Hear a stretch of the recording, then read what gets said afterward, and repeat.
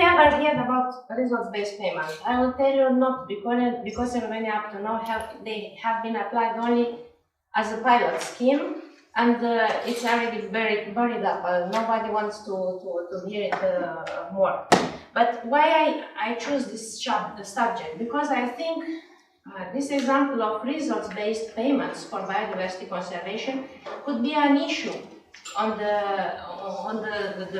that point we are now in Romania with Romanian forest, and actually with pastures as well. EU biodiversity strategy insisted on the fact that as far as possible we should preserve the biodiversity based on outcomes, not only on payments. I will pay €200 per surface area, and then I will just check cards that I did payments for biodiversity conservation. Fundația implemented a scheme I will detail in a few minutes, and also because I have had the chance to participate in a European project that is studying this new contracts for biodiversity conservation. I had the occasion to participate in National Forest Strategy, and because the discussion started in 2020, we had the time to discuss how far we can switch from the prescription-based obligation prescription-based payments to results-based payments. And of course, when Romania finally managed to send the National Strategic Plan for Agriculture in January, one of the latest countries to send the plan to the European Commission, we have received critics. One aspect was why we didn't implement results-based payments. So that is to say where we are with the concept of results-based payments. This map I put here shows the area covered by the natural value meadows and pastures. These are land used in agriculture for husbandry as meadows, haymaking, and pastures. And all of them are high natural value. What means high natural value? They have a level of biodiversity that we are not aware. I mean, when I was in Sibiu in a meeting for launching the Super project, I was amazed to see how Prince Charles at that time talked about Transylvania, beautiful landscape, and Transylvania biodiversity values, and to realize that we are not aware of this. For us, it's absolutely normal that a pasture or haymaking area has flowers, but it's not everywhere like such.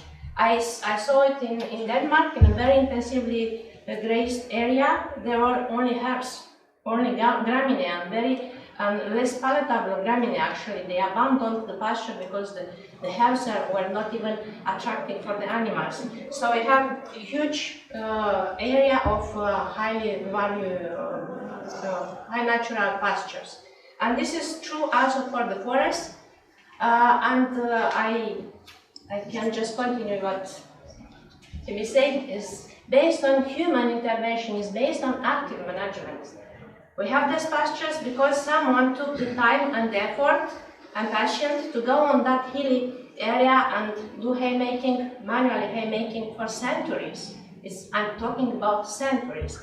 And for the forest, instead, we have a good legacy because the forests were affected in a fewer extent by human intervention, but at least from 150, 200 years are managed in the most part of the Romania. So these are the pictures regarding the value, the legacy we have, and now we are doing now about what is about this Bambi concept, Bambi syndrome. You know what I mean? No.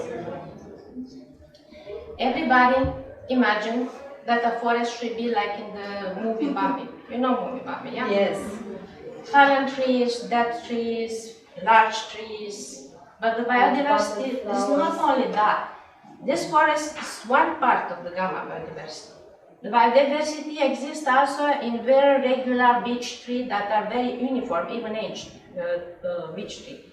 There are experiments in Europe that try to understand where is to compare the level of gamma biodiversity, that means the biodiversity of different species, on several types of management practiced in beach. And the conclusion was that what is the most convenient to the beach and to the biodiversity is this very regular, even age structure of the stands. So we are all of us led by a kind of Bambi forest syndrome, but in fact the things are much more complicated than that.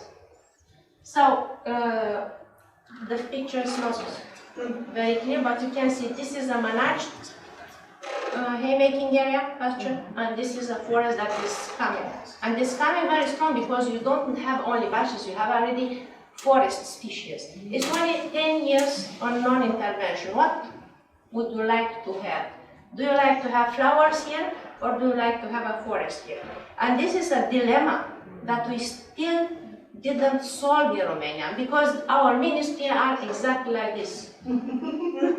Very separate area of intervention, very separate way of thinking, so there is no communication.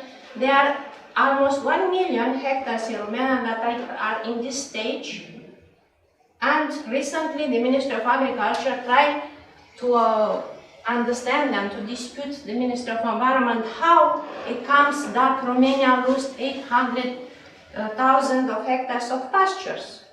Yes, but Romania win 800 hectares of forest, and those two ministries are not in agreement how to do with this. Yes. And worse than that, Romania reported 300,000 hectares deforestation because part of these former pastures were cleaned up and given back to the agriculture. So therefore, at a certain moment in LULUCF reporting, Romania reported 300,000 hectares deforestation. And we have Europarlamentary people who say, well, say Romanian forest, of course. If we consider that forest, indeed, I agree with you. So it's a matter of choice about how we look to have this flowering meadows. We look to have abandoned pastures. We want to have very intensive grazing. This is near to my area. It's really intensive grazing. There's nothing left on the pastures, or an equilibrium between the human pastures and forest. What is happening to us every time is that if we have a problem, we nominate a commission or modify a law. And the problem is that we have so many laws that we cannot deal with the law in this moment. But the problem is that when we made the law, the decision makers have the feeling that if they put the law is implemented, but it's not true. First of all, we have this gap between agriculture and forestry, and we don't know which is the direction we should go, and therefore the laws are fitting each other, the legal prescriptions. Secondly, we have a problem with the human choice. Some people have the freedom to choose if they apply or not the rule of the law. Why? Because they are not monitored.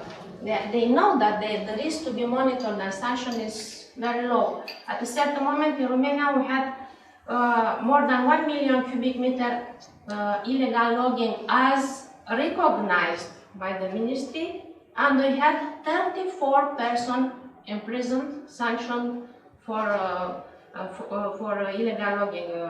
So between the illegal logging and the punishment is a huge difference, and that has happened also in pasture management. Only 5% of the farmers are controlled for implementing rules. So with this low level of control, you are sure that you can do whatever you want on your. And on the other hand, there's a very interesting thing that is happening here. I read a paper recently, but I become very sad after reading this paper. Prescription means, for example, that farmers have to do haymaking before the 1st of July. But in their traditional management, the farmer will not do haymaking because it's 1st of July, but because it's raining or not raining, he has time, has no time, has capacity to carry out the haymaking and so on. Because of these different approaches of the haymaking period, it results a mosaic of vegetation development. And it happened that I will go to the next slide. It happened that this butterfly will grow up only if he has young sprouts of this plant. So he cannot have 2 generations per year of butterfly if they don't find different generation of sprouts of this Fabaceae plant. I don't know. So the problem is that when you come with a prescription, the objective of conservation is 0. I mean, you might do something, and something wrong. And another thing is about a red goose. I think in this Caruche, we pay farmers to leave the maize unharvested. But as someone expressed to me, whoever saw a goose going to the maize, opening the maize and pick up the wings. So nobody will do that. I mean, this bird don't do that, and our politicians or our decision makers put these measures as preserving the red goose. It's not true.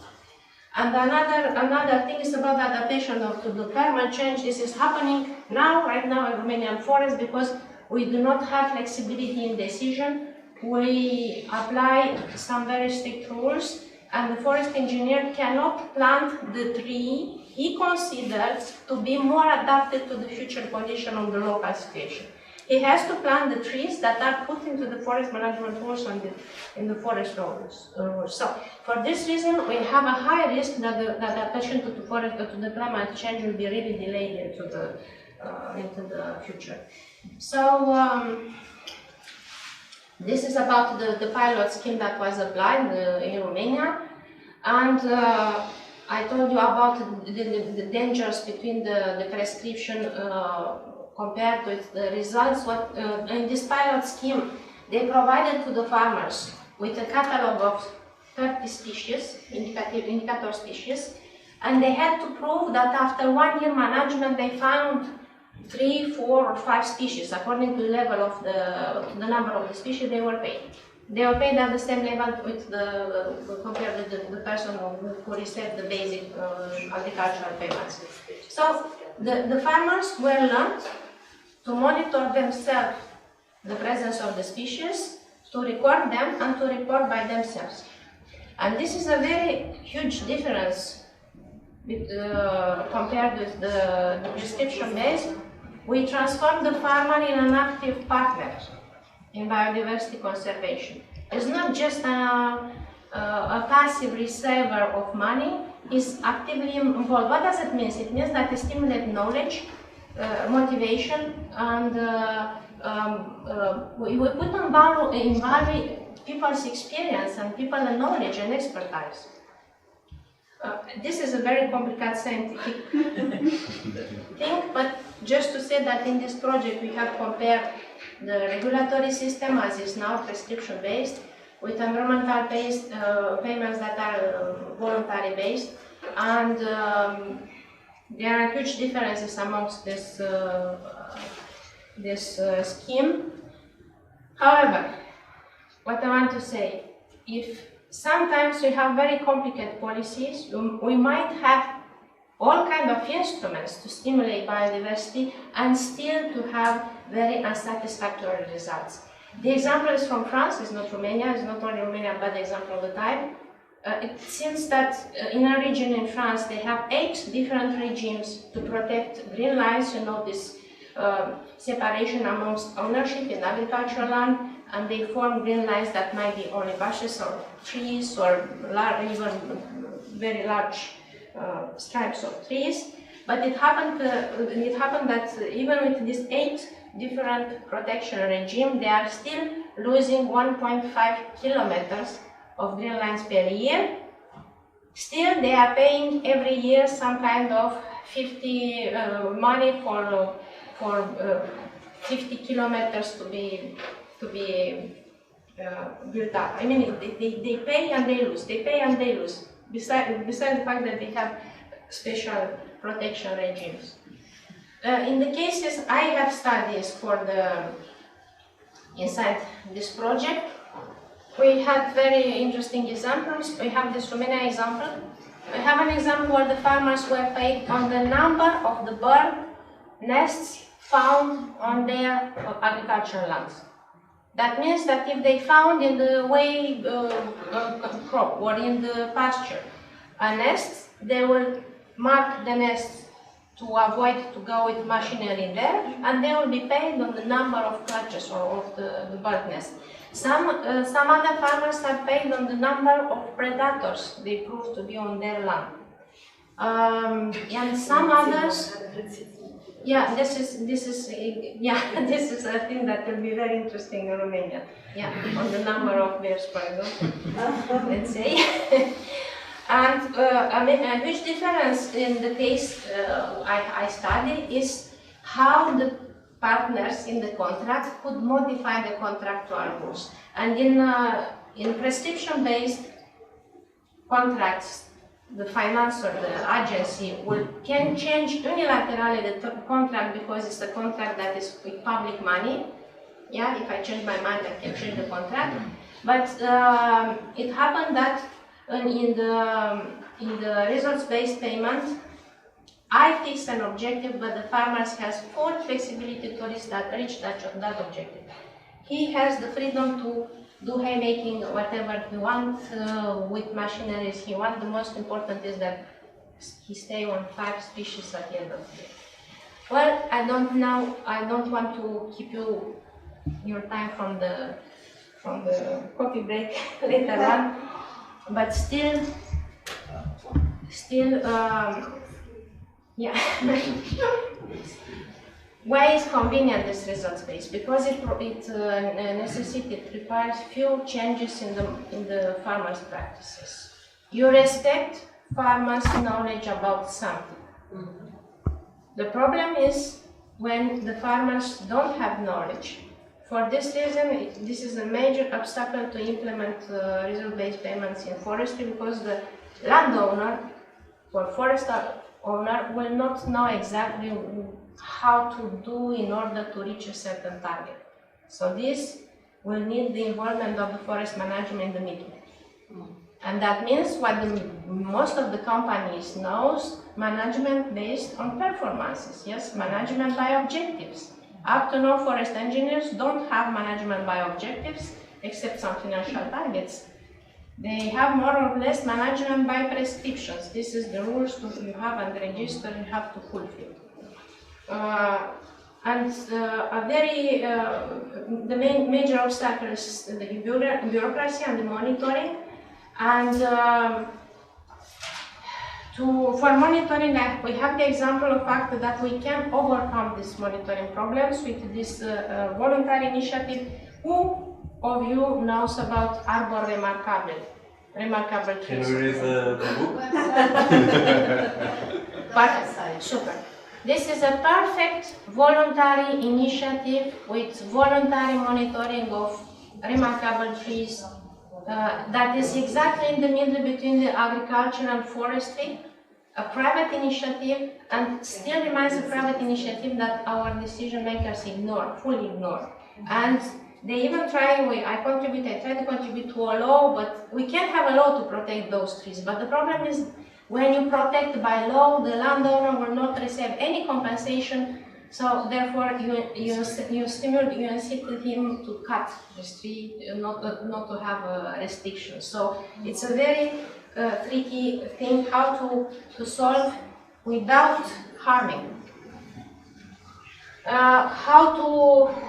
This is latest slide, or almost latest slide. How to pass from the pilot to the innovation implementation. In the innovation literature, there are several theories and so on. One of them say that we have innovation diffusion and innovation implementation. Innovation diffusion, what that means? It means that in forestry sector and in the agricultural sector, Romania actually, we need people that will understand how the things are going in other countries or in other sectors and come with their experience and put on the table, and the innovation will convince people that there is another way of thinking.